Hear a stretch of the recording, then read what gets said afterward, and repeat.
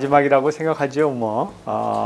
좋은 주말입니다. 여러분 귀한 주말을 여기에 이렇게 투자하시는 여러분들이 정말 자랑스럽습니다. 앞서 우리 고도원 선생은 이제 이 말꾼이거든요. 그 이미자 다음에 제가 노래를 부르게 됐네요.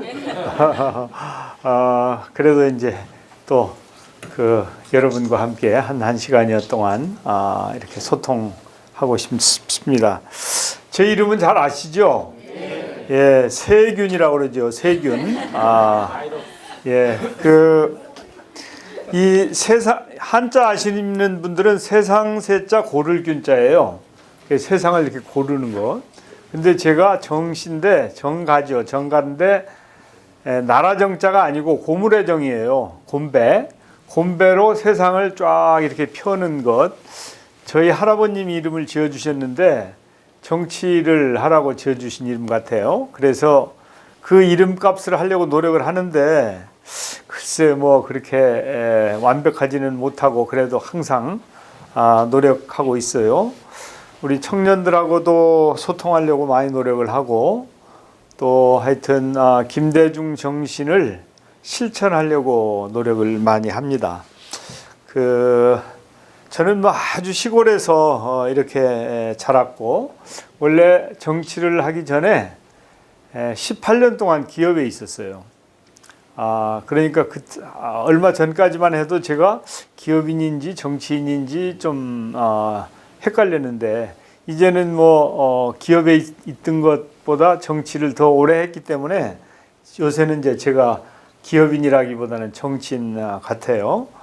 그래서 항상 제가 한 3선 때까지는 우리 민주당에서는 경제통 하면 정세균 이렇게 됐는데 그 이후에 원내대표하고 당대표 등등 이렇게 하다 보니까 국민들께서 제가 경제통인 것을 잊어버리신 것 같아요. 그래서 이 당대표로만 기억을 많이 하시는데 사실은 경제통이고 정책통이죠.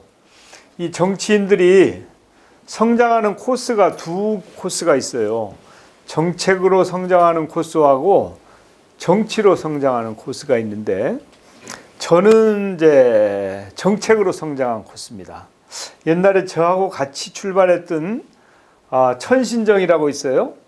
천정배, 신기남, 정동영 이분들은 이제 정치 쪽으로 그 코스로 가신 분들인데 정책통이 조금 늦지만 그게 오히려 좀 오래 가지 않나. 사실은 이제 삼김씨가 있잖아요.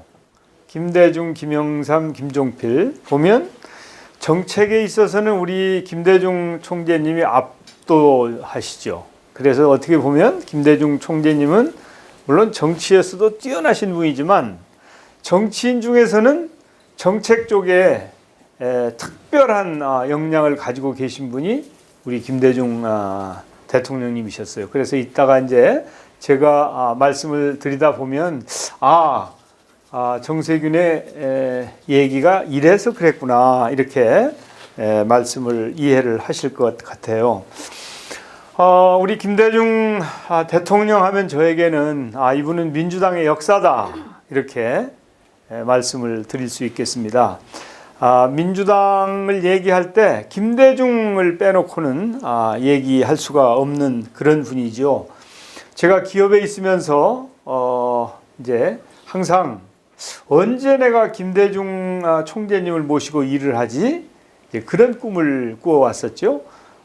사실은 제가 기업에 오랫동안 있었지만 초등학교 3학년 때부터 내가 30대가 되면 벽보를 붙여야 되겠다. 벽보를 붙이는 뜻을 아시죠? 예. 그래서 벽보를 30대에 붙일 계획이었는데 실질적으로는 한 10년 늦어져서 40대에 제가 벽보를 붙였죠. 그래서 벽보를 붙여서 국회에 가고 김대중 대통령을 모시고 일을 하고 싶다고 하는 것이 저의 젊은 때의 꿈이었는데 우리 대통령님은 이제 호남의 지도자였지만 그런 지역주의를 극복하고 또 분파적인 것들을 통합 하는 노력을 통해서 정치 발전을 해야 되겠다고 하는 그런 생각을 가지셨던 그런 분이에요.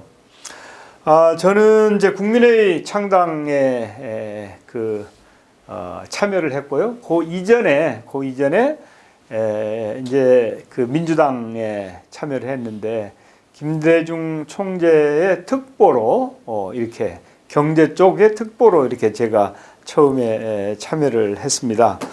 그리고 이제 저의 특별한 것 또 여러분들이 아시는지 모르시는지 모르겠는데 혹시 연청이라고 들어보셨어요? 연청이 민주연합 청년동지회의 약칭이 연청이에요. 연청. 그러니까 민주당은 정당 조직이고 청년들이 우리 김대중 총재를 대통령으로 우리가 만들자. 우리 청년의 힘으로. 그래서 정당 조직과는 별도로 그 연청 회원들은 당원도 있고 당원 아닌 사람들도 있는데 젊은 사람들이 민주연합 청년동지회라는 걸 만들었어요. 그때는 이제 초대 회장이 문희상 의장이에요. 그리고 저도 연청에 참여하면서 출발을 해가지고 연청 회장을 했는데 제가 그때 연청이 굉장히 막강했어요. 지금도 연청 출신들이 많이 있죠. 그래서 제가 김대중 대통령을 만드는데 연청에 참여했다고 하는 것이 저에게는 자부심인데 특히 역대 연청 회장들이 있어요. 뭐 문희상, 남궁진, 김옥두 뭐 등등 제 뒤에는 이제 김영환, 윤철상 뭐 이렇게 등등이 있는데 김대중 총재를 대통령으로 만드는데 성공한 연청 회장이 저 정세균이에요. 예.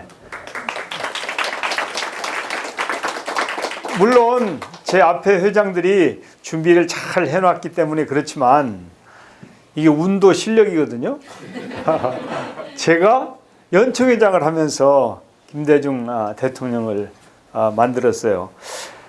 이 사진이 잘 안 보이는데 이 사진이 제가 연청회장에 취임할 때 김대중 총재님이 축사하러 오셔가지고 제가 모시고 들어가는 그 역사적인 장면이에요. 근데 그때 우리 총재님께서 저를 되게 칭찬하셨어요.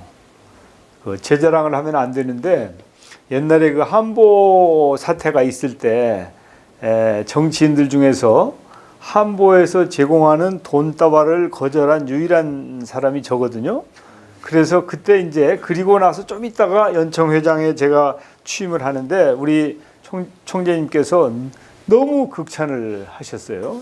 그래서 그런 것들이 다 자양분이 되어서 제가 국회의장까지 할 수 있었죠. 특히 원래 저는 전라북도 무주, 진안, 장수, 임실이라고 하는 선거구에서 4번 국회의원을 했는데 19대 때 종로구에 제가 도전을 했잖아요.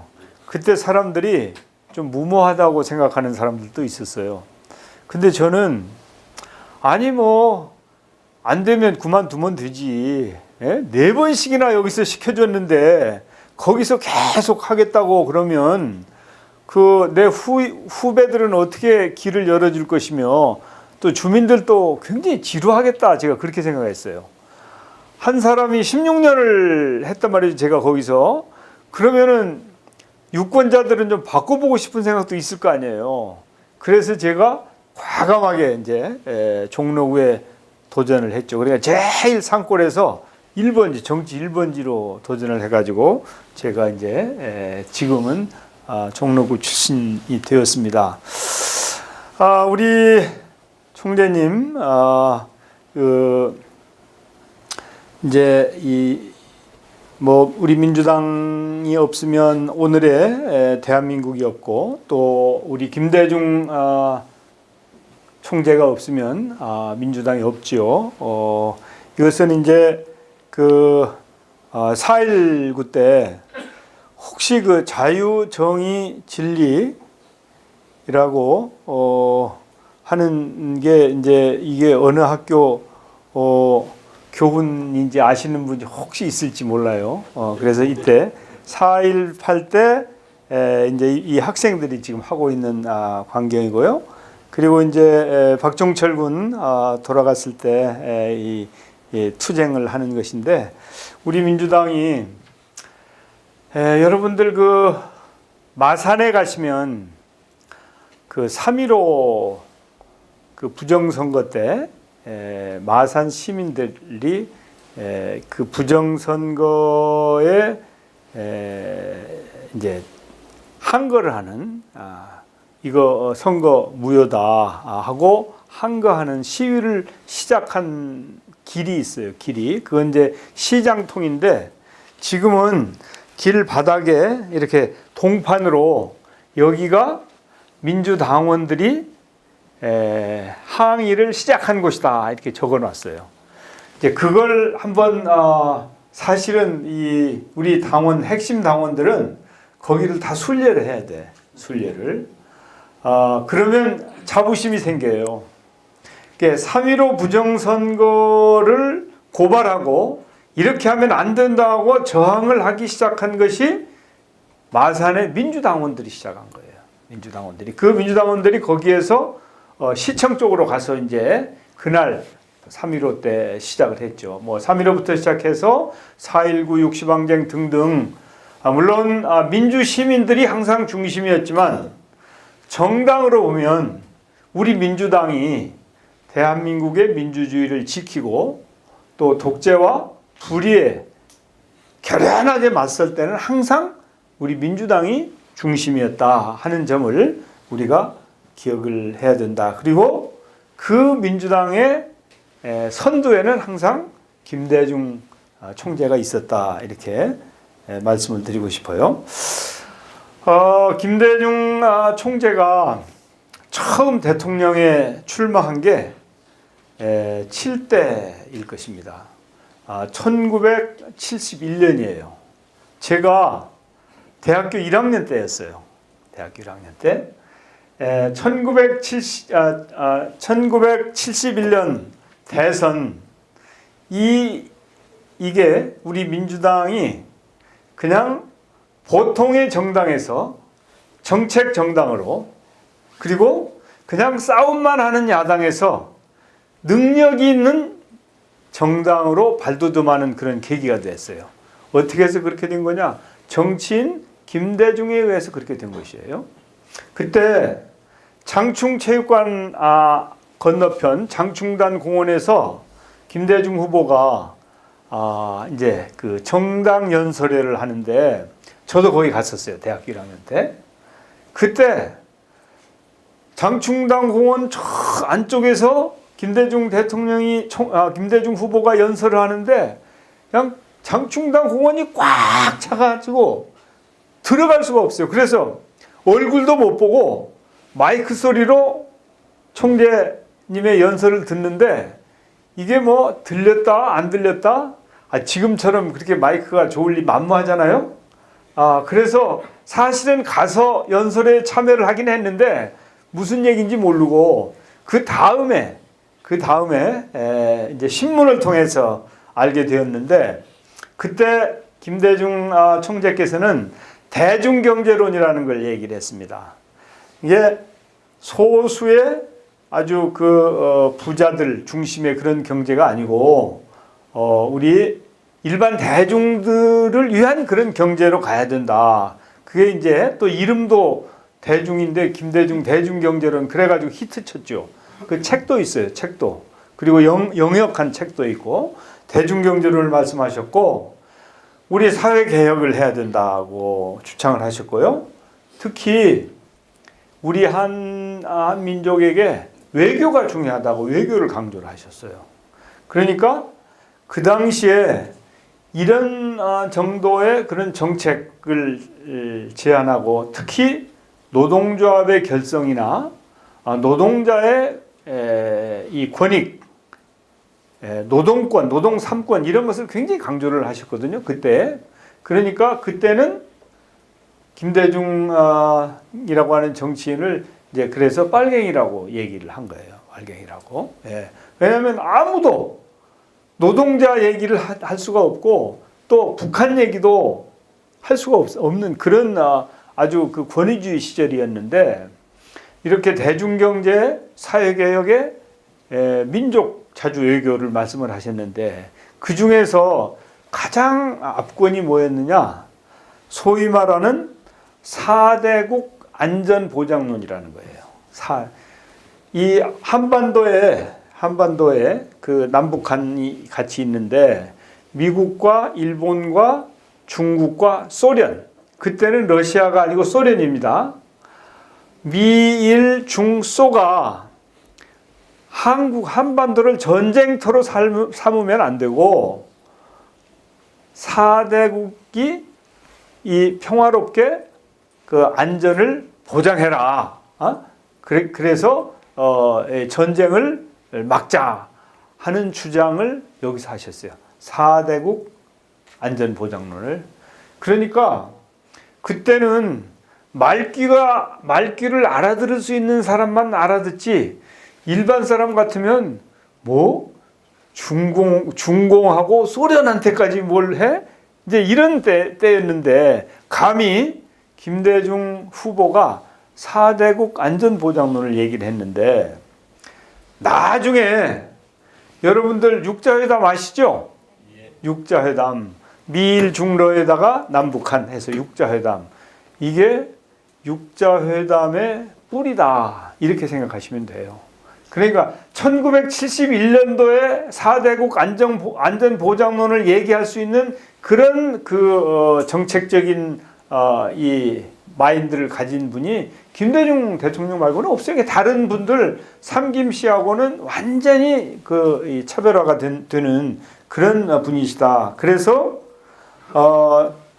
우리 민주당이 그냥 싸움만 하는 야당이 아니고 비전을 제시하는 정당이다, 정책 정당이다라고 하는 것을 김대중 총재가 만들어낸 것이다.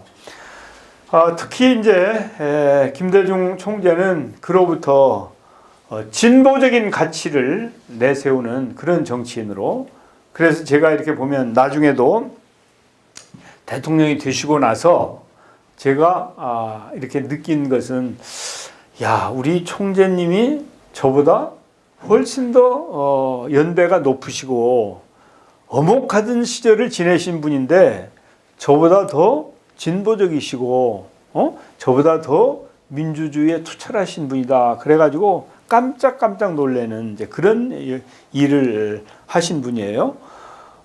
지금 특히 이제 지방자치, 아마 여러분들 이건 아실 거예요. 지방자치가 어떻게 우리나라에 도입이 되었는지. 사실은 이제 그 김영삼 대통령도 지방자치를 하겠다고 얘기를 했는데 이제 지방자치를 실천을 하지 않은 분이죠. 제대로 실천을 이제 아는 분이고, 그 전에 이제 노태우 전두환 이분들도 지방자치를 말만 하고 제대로 안 했는데, 이 지방자치가 실시된 것은 뭐 여러분들 아시다시피 1952년도에 지방자치를 실시했다가 중단했다가 이제 4.19 이후에 또 다시 살아났다가 또 중단되고 그랬었는데, 김대중 총재께서는 민주주의가 제대로 되려면 지방자치를 실시하지 않으면 안 된다는 확고한 신념을 가지고 계셨어요. 그리고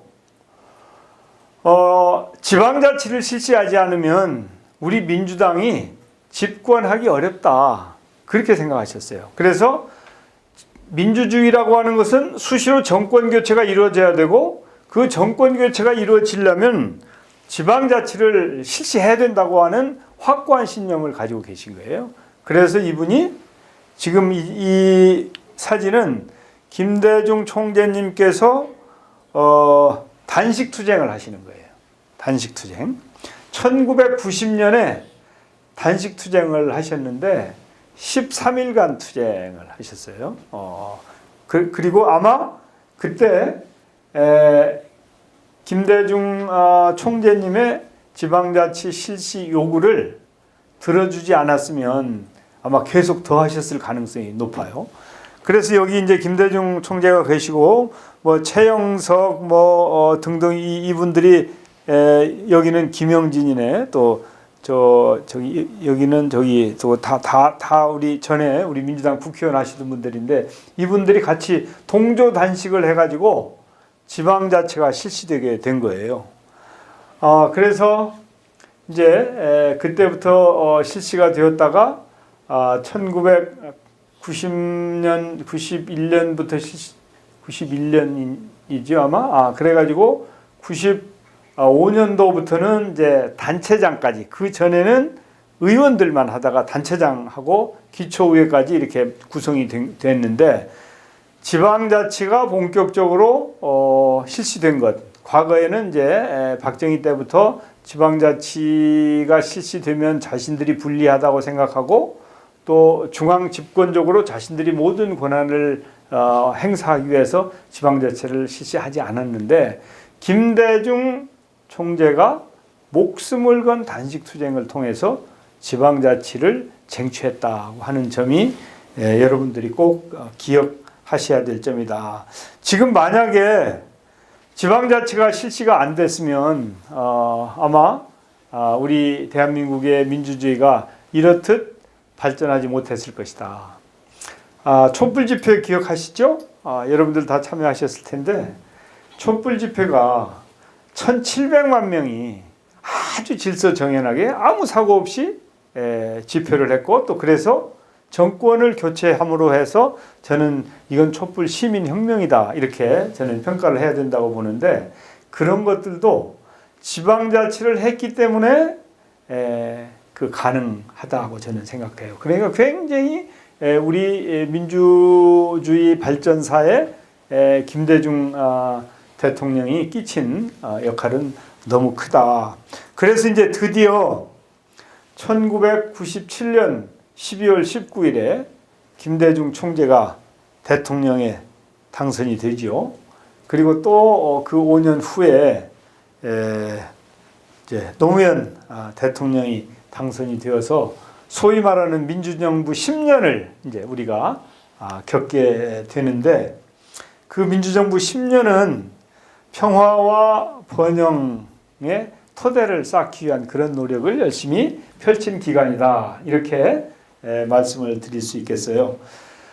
우리 김대중 대통령께서는 대통령이 되시고 나서 민주주의와 시장경제의 병행 발전이라고 하는 두 철학을 제시를 하셨는데 특히 이제 4대 개혁이라고 하는 걸 말씀을 하셨어요.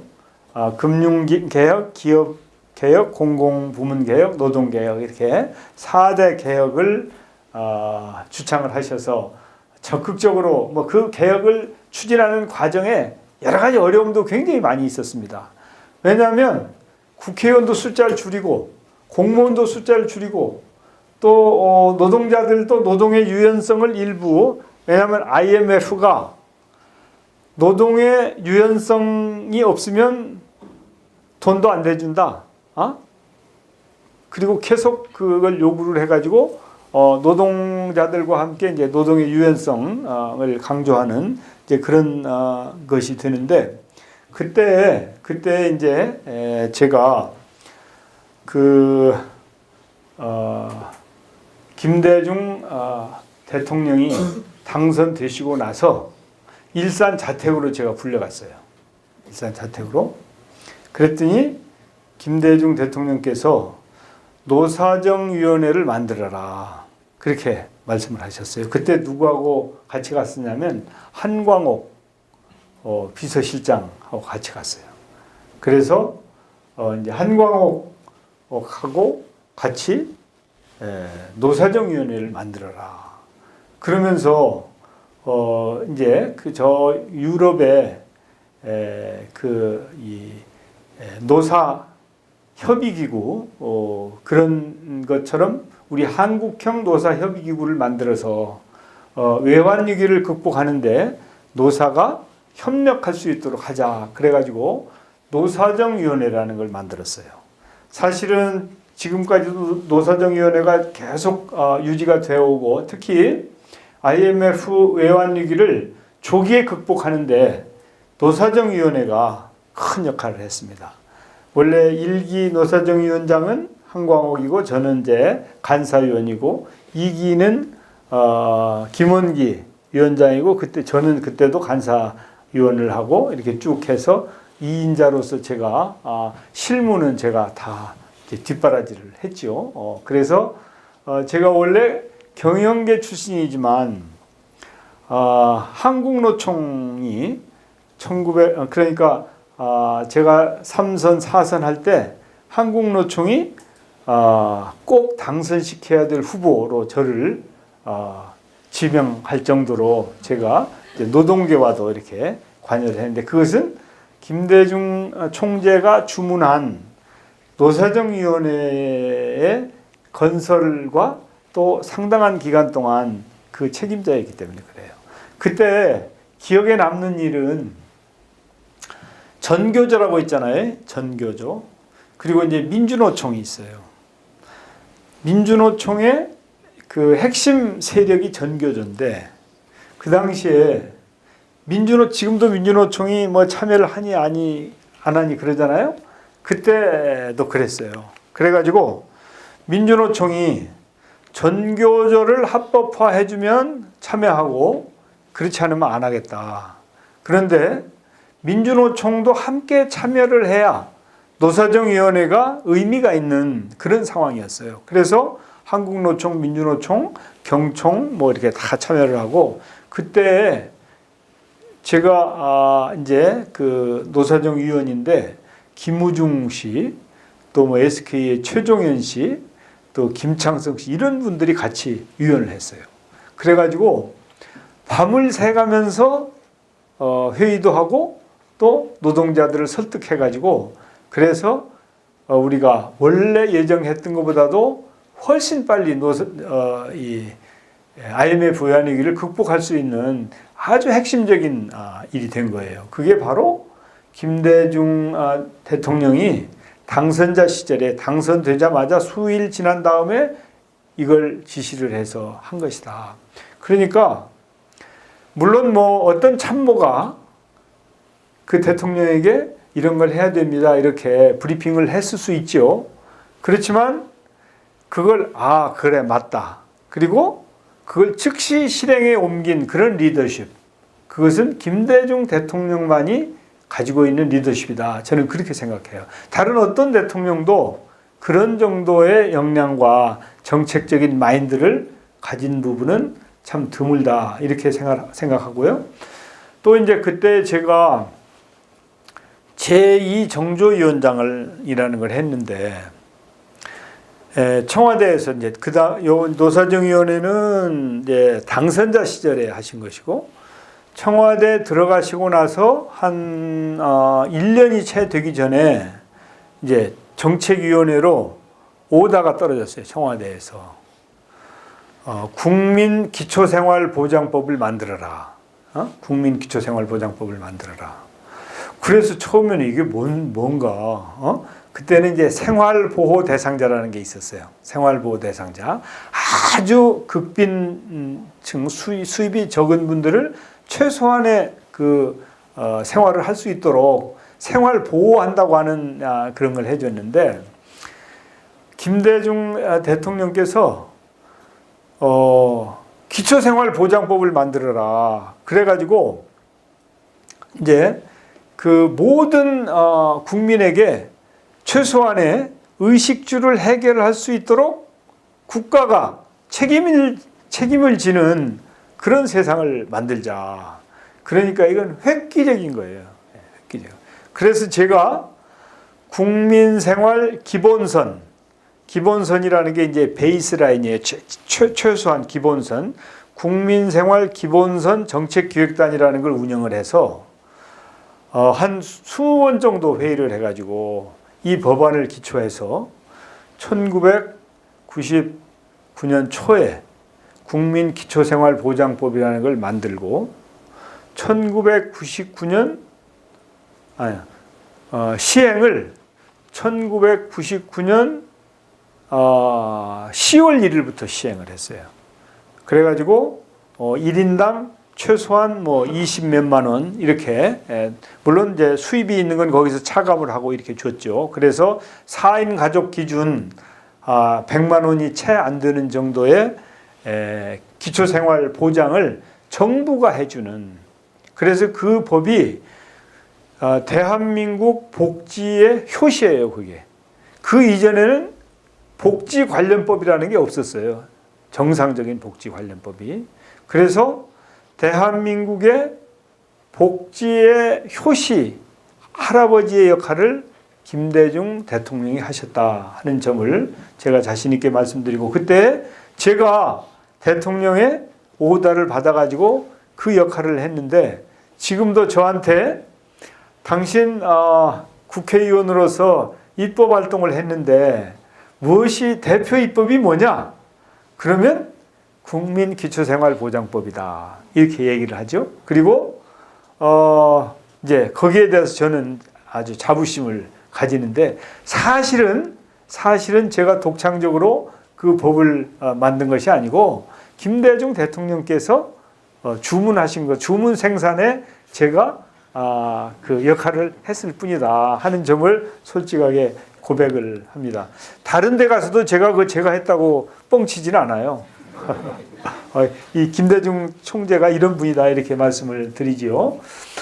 그래서 여기 보시면 이제 그 노사정위원회 얘기가 나와요. IMF에서 노동의 유연성을 확보하지 않으면 지원하지 않겠다. 그래가지고 이제 노사정위원회 만들었죠. 그리고 요거는 이제 대통령께서 취임하는 사진인데, 혹시 여러분들 우리 대통령께서 울컥 하시는 거 취임사를 하시다가 그때 그거 보셨죠?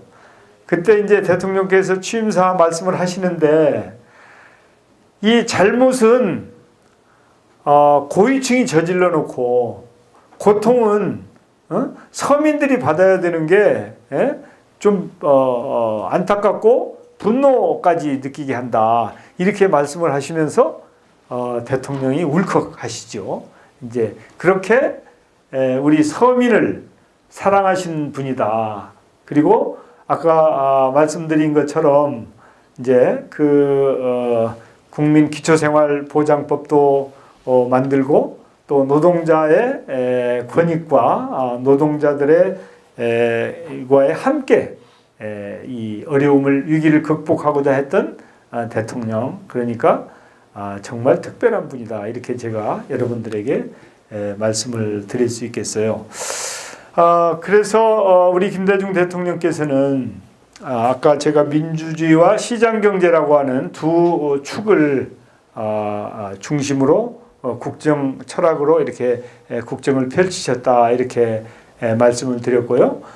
복지의 아주 효시 국민기초생활보장법을 만들었다고 말씀드렸는데, 그냥 이렇게 주기만 하는 복지가 아니고 생산적 복지라고 하는 그런 또 그 정책적인 소신을 말씀을 하셨어요. 그러니까 그때는 복지 이렇게 얘기를 하면 이제 퍼주기라고 막 저쪽에서 공격을 하니까 그냥 복지를 일방적으로 시혜적으로 주는 것이 아니고 이 생산에 기여하고 참여함으로 해서 최소한의 생활 보장을 받을 수 있도록 하자 이렇게 말씀을 하셨죠. 그래서 이제 그냥 그 이전에는 우리는 아직 복지를 실천하기에는 너무 빠르다. 더 그 경제 성장에 치중해가지고 좀 형편이 되면 그때 복지를 실천하면 될 거 아니냐라고 하는 것이 국가적인 통념이라고 할까, 일반 시민들이 생각하던 것, 특히 이제 그 당시 신한국당 정권이나 그쪽 보수 진영의 일관된 주장이었는데, 거기에 대응해서 우리 대통령께서는 생산적 복지라고 하는 그런 특별한 철학적인 그 정책을 내놓음으로 해서 생산성이나 경쟁력을 그리고 경제 발전에 기여하는 복지, 이런 차원에서 생산적 복지다라고 하는 그런 정책적인 말씀을 하셨다 이렇게 말씀드리고요. 특히 이제 정치적으로는 우리 총재님께서 그런 말씀을 많이 하셨어요. 저희들한테 절대 정치인이 뒤따라가면 안 된다. 앞장서야 된다. 그러니까 싸울 때도 앞장서서 싸우고 또 정책적인 거나 모든 면에 있어서 좀 앞서가야 된다. 시대를 앞서가야 된다. 이렇게 말씀을 하셨는데 너무 앞서가면 안 된다. 반 발짝만 앞서가라고 그러셨어요. 한 발짝 앞서버리면은 이제 나중에서 그 정치인이 이게 이 옳은 얘기였구나 이렇게 되는데 이제 일반 대중들이 잘 함께하기 어렵다는 것이죠. 잘 따라주지 않는다는 거예요. 그러니까 국민보다 앞서가되 반발짝만 앞서가라 이렇게 말씀을 하셨어요. 그 말씀은 이제 국민들과 잘 소통하면서 국민들의 참여를 이끌어내고 국민들과 함께 개혁도 하고 경제 발전도 시키고 또 복지 증진도 하고 이렇게 우리가 해야 될 일들을 함께 국민들과 해야 된다고 하는 것을 강조하신 것이다. 이렇게 이해를 하시면 좋을 것 같아요. 자, 이제 앞서 제가 우리 총재님을 서민의 벗이다 이렇게 말씀을 드렸는데 이제는 이제 결의 벗이다. 우리 김대중 총재님이 우리 총재님께서 71년도에 민족 자주외교를 말씀하셨다 이렇게 말씀드렸잖아요. 우리 남북한 한반도를 한번 보십시오. 중국과 일본과 미국과 러시아 이렇게 4강대국에 둘러싸인 나라예요. 사실은 여러분 우리 대한민국이 작은 나라입니까? 대한민국이 작은 나라가 아니에요. 우리 대한민국이 남한만도 인구가 5천만이고 남북한 합치면 7,500만이잖아요. 그 인구 수준이 독일하고 같은 거죠. 독일하고. 그리고 영국이 아마 한 7천만, 6,700만, 또 그 불란서도 한 6,500만 이런 정도예요. 이태리가 한 7,500만 되려나?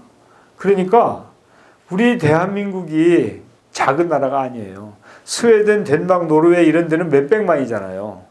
그리고 뭐 중동의 나라들도 뭐 사우디아라비아 뭐 한 2천만, 뭐 쿠웨이트 뭐 700만 뭐 이런 식으로 2, 300만짜리가 꽉 찼고 우리나라는 결코 작은 나라가 아닙니다.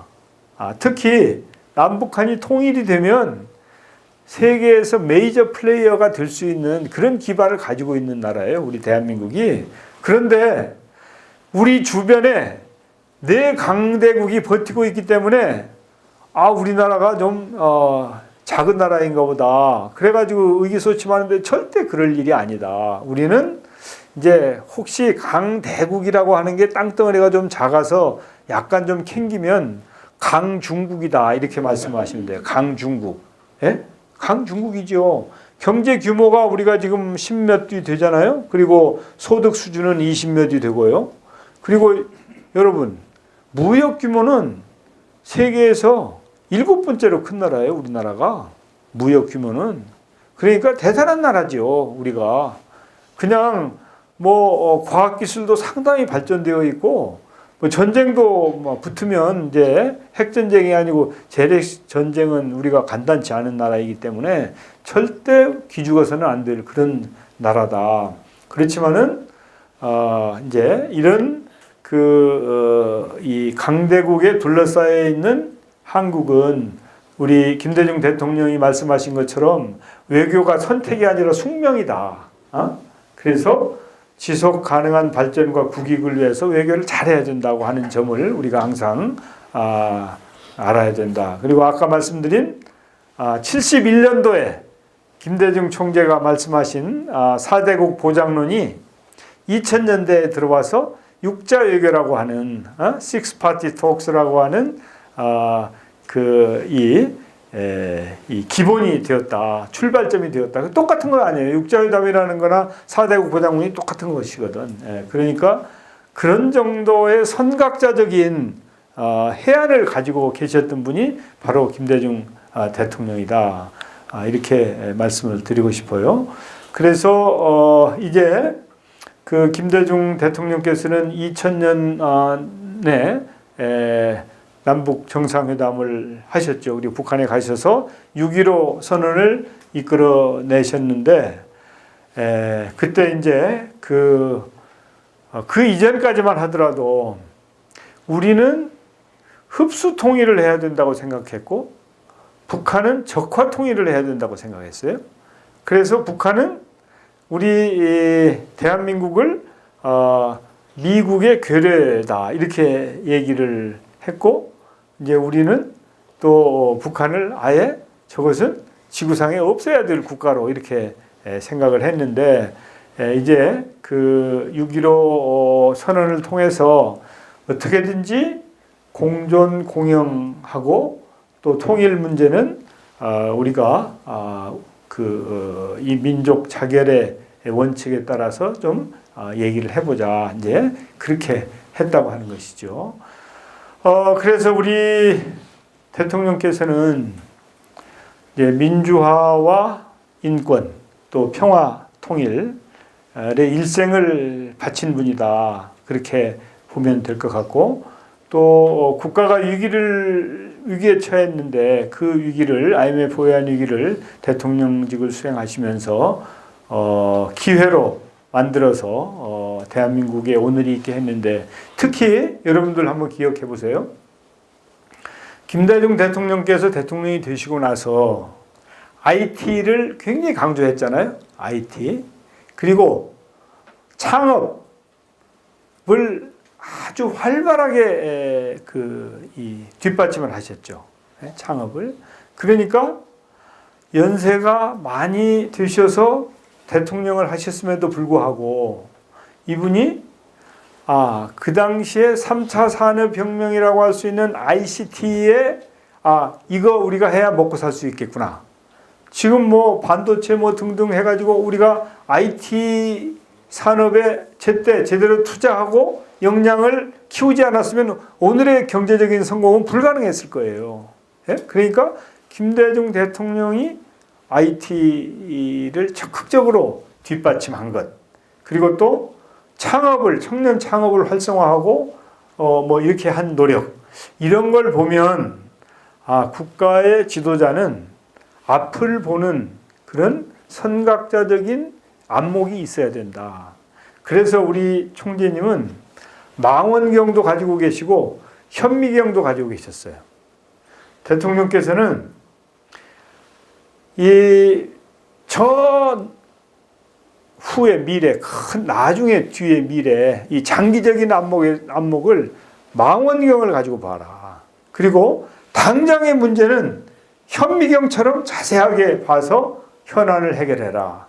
이렇게 말씀을 하셨어요. 그러니까 망원경의 중요성과 현미경의 중요성을 함께 강조를 하시고 이분은 그걸 몸소 실천하신 분이다. 이렇게 말씀드리고 싶어요. 그래서 이제 우리 대한민국이 탄생하고 나서 처음으로 이제 과거에 4.19나 6.10 항쟁 그런 혁명에 의한 정권 교체가 아니고 선거에 의한 그러니까 최초의 평화적인 정권 교체를 이룩한 분이 김대중 총재이고 그리고 경제적인 발전 또 IMF 위기 극복 또 복지국가의 기반을 초석을 마련하신 것은 물론이고 햇볕 정책이라고 하는 특별한 자신만의 해결책을 통해서 남북 화해 협력 시대를 활짝 열은 정치인이 바로 김대중 대통령이었다. 이렇게 말씀드릴 수 있을 것 같아요. 그래서 김대중 대통령께서 이제 강조하시던 게 그 행동하는 양심이라고 여러분들 다 아시죠? 우리 그 대통령께서 뭐라고 말씀하셨냐면요. 이제 돌아가시기 얼마 전에 그때 이제 이명박 정권이 전횡을 하고 막 민주주의를 말살하고 그러니까 담벼락이라도 대고 소리쳐라 이렇게 말씀을 하셨어요. 직접 저도 그 자리에 있었어요. 그게 무슨 말씀이냐면 옳지 않은 것은 옳지 않다고 얘기를 해야 된다는 것이죠. 그게 지식인의 기본적인 태도다. 그냥 듣고 그 옳지 않은 것에 대해서 자기 양심에 거리낌에도 불구하고 그냥 그걸 수긍하는 것은 이건 지식인의 태도가 아니다. 이런 말씀을 하셨죠. 그리고 이제 정치적으로는 이제 통합을 해야 된다. 그래서 자신이 굉장히 많은 박해를 받고 투옥도 당하고 그 어려움을 많이 겪으셨잖아요. 그렇지만은 박정희 대통령도 포용하고 용서하는 통합의 정신을 이분이 발휘하신 분이고요. 그리고 이제 민주주의와 서민 경제 또 남북 평화라고 하는 이 세 가지 중요한 가치를 항상 국정 철학의 중심에 두셨던 그런 분이 바로 김대중 대통령이셨다. 이렇게 말씀을 드릴 수 있겠습니다. 저는 이제 정치를 하면서 시작도 김대중 총재 특보로 시작을 했고 또 김대중 대통령을 모시고 국회와 당에서 많은 역할을 할 수 있었던 것 그리고 또 최근에 20대 국회에는 제가 그 국회의장으로서 이제 탄핵 정국을 책임 있게 그 감당할 수 있었던 것에 대한 자부심을 갖습니다. 그래서 저는 김대중 대통령과 함께 했던 정치가 참으로 자랑스럽고 영광스럽고 또 우리가 이제 고인이 되셨지만 앞으로 두고두고 정치를 하고자 하는 분들은 김대중이라고 하는 정치인이 어떻게 정치를 했는가 또 어떤 역량과 실력을 쌓았는가 하는 것에 대해서 항상 귀감으로 알고 노력을 하는 것이 좋지 않겠나 그렇게 생각을 합니다. 여러분 경청해 주셔서 고맙습니다.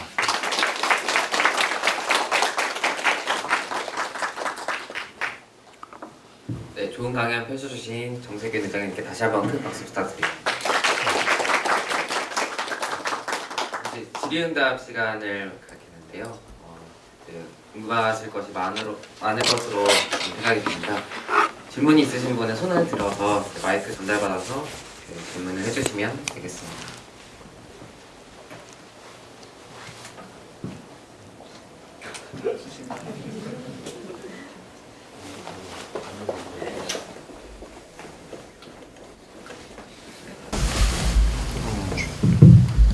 안녕하세요. 저는 이제 강동에서 온 청년 신주섭이라고 합니다. 그리고 의원님 이제 위장하시느라서 고생 많으셨고 질문 드리도록 하겠습니다. 아까 이제 김대중 대통령께서 그 전두환하고 노태우 용서하셨다고 말씀하셨는데 지금 이제 전두환 씨가 하는 행태를 보면은 5.18을 뭐 폭동이다라는 식으로 해서 자서전 이렇게 또 써가지고 왜곡을 하고 있는데 지금 또 상황에서 보면은 김대중 대통령의 그 화해와 용서가 오히려 좀 이제 안 좋게 지금 얘기가 나오고 있는데 또 의원님의 생각이 어떠신지 좀 궁금합니다. 지금 이상입니다. 이제 참 그 힘든 일이죠. 그 자신을 박해를 하고 또 국가적으로 보면 여러 가지 이 잘못된 일들을 저지른 사람들을 우리가 어떻게 해야 될 것이냐. 이제 그 법적으로 본다든지 또 국민 감정상 이렇게 쉽게 그런 것들을 용서하기가 어렵겠으나 이제 그 정치적인 차원에서 이제 국가적인 지도자가 그런 것들을 포용하고 또 용서하고 하는 것은 이제 저는 필요한 덕목 중에 하나다 그렇게 생각을 해요. 그래서 이제 원수로 갚으면 그게 이제 악순환이 되는 거 아니에요? 이제 누군가가 그걸 선순환으로 만들어야 되는데 그러려면 화해하고 용서하고 또 통합하는 그런 리더십이 그래도 더 바람직한 리더십이 아닐까 그렇게 생각합니다. 그렇다고 모든 사람들이 다 그렇게 공자님처럼 되기는 쉽지가 않겠지만 그래도 그런 자세로 노력하는 것이 바람직하다고 생각을 합니다.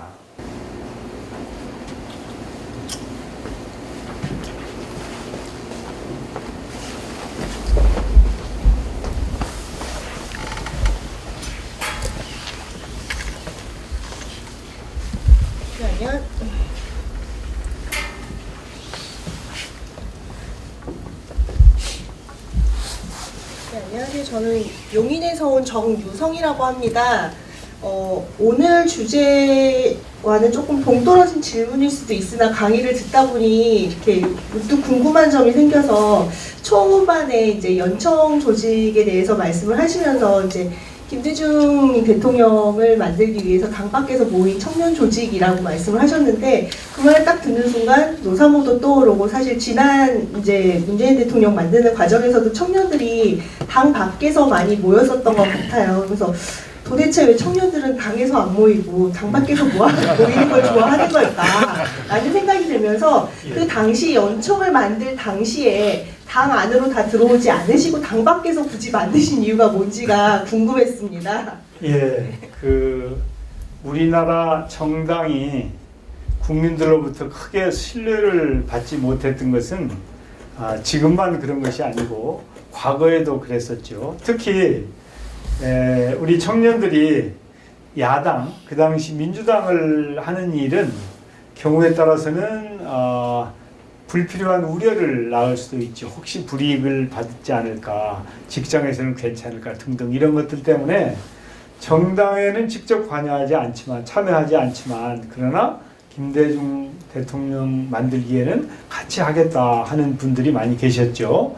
그래서 처음에 출발은 그렇게 했는데 이제 한참 시간이 지난 다음에 이 당 외곽 조직으로 했다가 당으로 이렇게 흡수되는 당의 일원이 된 이제 그런 역사가 있어요.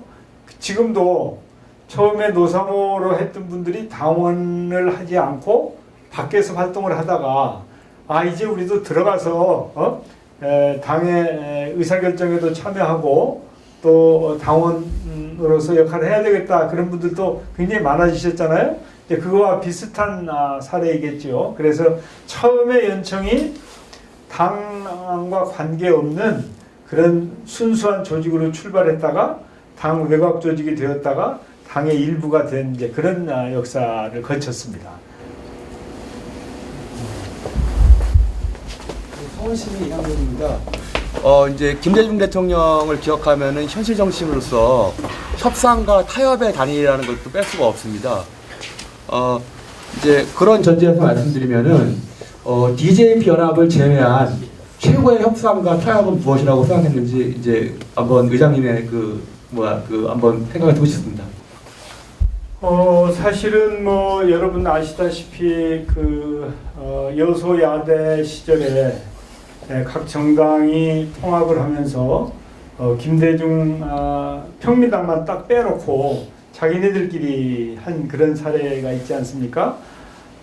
그런데 이제 DJ와 YS는 가끔은 경쟁자였기도 하고 협력자였기도 했죠. 그래서 이 권위주의 정권과 대항하기 위해서 김대중과 김영삼 두 지도자가 연합한 것 이런 것들도 일단 그래도 이 권위주의 정권에 대항하기 위해서 우리가 함께 힘을 합친다고 하는 차원에서는 바람직한 통합의 모습이었다 이렇게 볼 수 있을 것 같고요. 그리고 이제 역시 가장 중요한 것은 대통령이 되고 나서 옛날에 자신을 박해하고 힘들게 했던 사람들을 용서하고 같이 화해를 했던 것이 매우 중요한 그런 일이라고 생각을 하고요. 그리고 이제 뭐 이렇게 정치적으로는 아까 말씀하신 DJ 비연합을 통해서 정권을 교체한 이제 그런 게 가장 크다고 봐야 되겠죠. 그러나 평소에 이제 그 김영삼 대통령과 이렇게 힘을 합쳤던 것, 또 그 제야나 당 밖의 인재들을 열심히 그 영입하고 또 함께 힘을 합쳐서 민주 역량을 강화하고 정권 교체의 기반을 만들었던 것, 이런 것들이 다 통합의 노력이었다, 이렇게 볼 수 있을 것 같아요.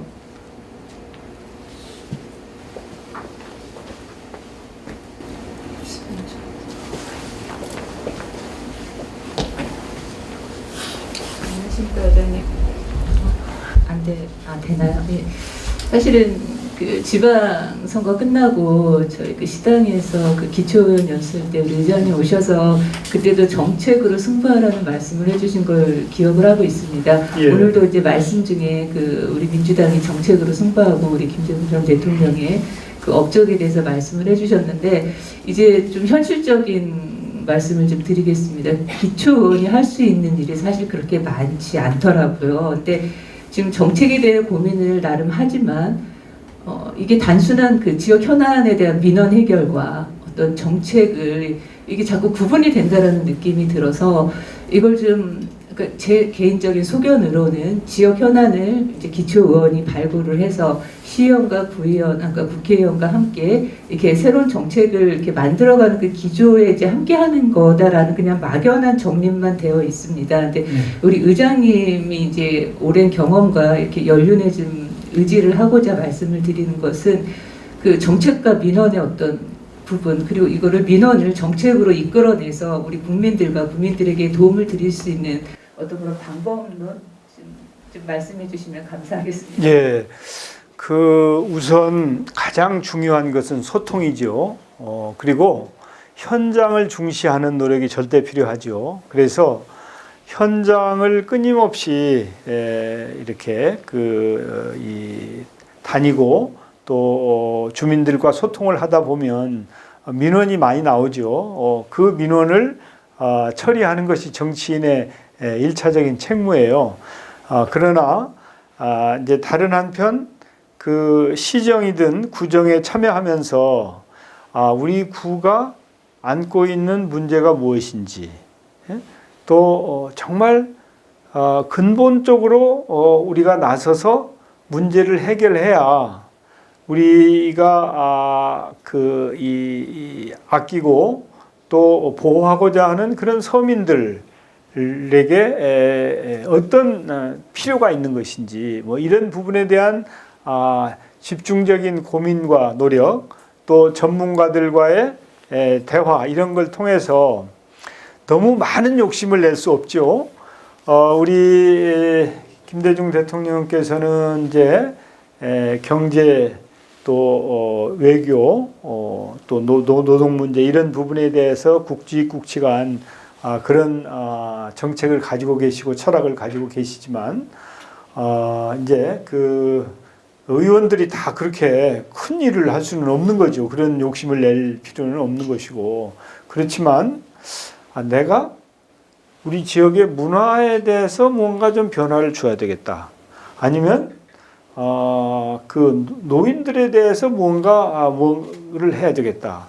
아니면 학생들의 교육 여건을 개선해야 되겠다. 하여튼 뭔가 자기의 이제 현장의 활동을 통해서, 정치 활동을 통해서, 그리고 주민과의 소통을 통해서 내가 하고자 하는 일이 무엇인가, 내가 할 수 있는 일이 무엇인가, 그런 것을 발굴해가지고 집중적으로, 너무 많은 데 힘을 분산시키면 승률이 낮아지니까 한두 가지에 집중적인 노력을 펼쳐서, 예를 들어서 나는 우리 2세 아이들 교육 환경을 개선하는 데 역할을 하겠다 그러면은 학교마다 잘 다니면서 여기 뭐이 필요하고 그래서 그걸 예산에 반영하고 그들과 소통하고 이제 할 수 있는 것이죠. 이제 그래서 그런 나름대로의 분야를 찾아서 거기에서 숙제를 발굴해내고 집요하게 여러 가지 힘을 분산시키지 않고 그 일을 열심히 해내면 그러면 바로 그게 정책 중심의 정치를 했다고 볼 수 있고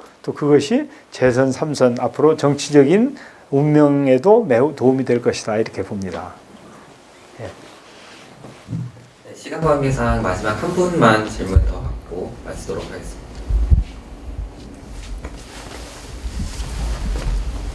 안녕하세요. 송파구에서 온 정태영입니다. 김대중 대통령께서 복지에 초석을 다지셨다고 말씀을 들었습니다. 네, 저는 복지가 시혜적인 것이 아니라 기본권이라고 생각을 합니다. 그런데 이제 우리 대한민국은 강대국으로 우뚝 섰고 그리고 경제 규모도 10위에서 14위 정도 하고 무역 규모도 오르고 소득 수준도 높아졌는데 청년의 입장에서는 그 혜택들이 저한테 다 돌아오지는 않은 것 같습니다.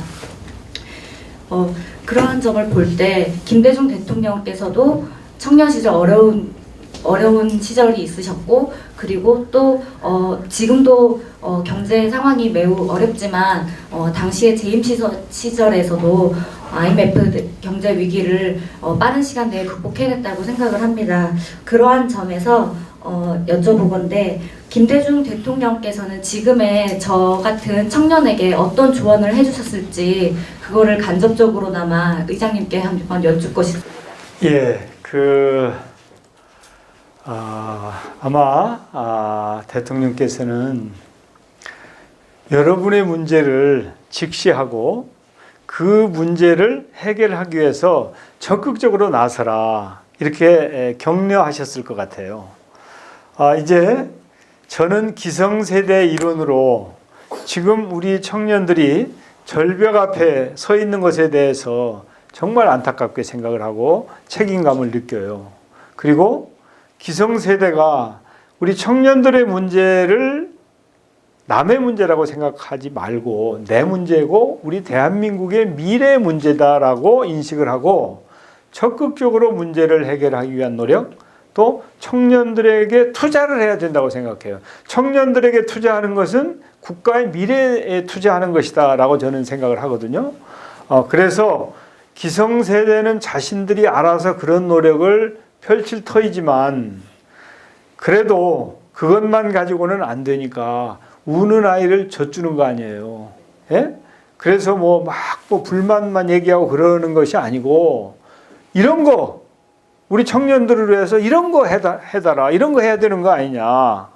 그것이 큰 것이든 작은 것이든 적극적으로 주장을 하고 요구를 하고 또 그런 분위기를 만들기 위해서 나서고 노력하는 것 그런 것을 격려하시지 않을까. 그래서 이제 그냥 묵묵히 나 하나는 뭐 내가 알아서 할 일이지 이렇게 생각하시지 말고 대한민국에 우리가 지금 겪고 있는 청년 문제는 나 하나의 문제가 아니고 모든 청년들의 문제이면서 대한민국의 미래의 문제다라고 하는 인식을 가지고 나도 이 문제를 해결하는데 적극 나서겠다라고 하는 생각을 가지고 행동을 해주시면 좋지 않을까 생각이 되네요. 예. 네, 성희망님과 답변해주신 정세균 의장님께 다시 한번 큰 박수 부탁드립니다. 예, 감사합니다. 다음으로 단체 사진 촬영이 있겠습니다.